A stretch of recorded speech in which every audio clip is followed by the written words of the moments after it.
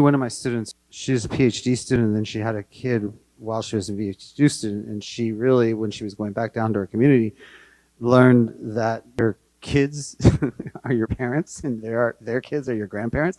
Like, there's a concept where you're actually being raised by the generation younger you. They're the ones who are going to teach you what you're supposed to learn, not your parents. They're like kids. They were like your kids, which is a reversal of the temporal notion we have of what even genealogy is, right? I'm constantly reminding how many students I don't know, but like, don't be in such a rush. Like, it'll come to you when you need it and you'll be called to it. Because I was sent to my great grandmother before she died, and she spoke to me for like hours in a closed room, and then I left there crying, and I was so scary because she only had one eye and she was super old, and she died like a week later.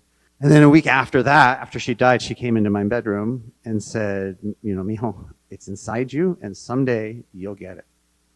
And then I had like what you would call a fairly normal life, except for seeing dead people for the next 20 years.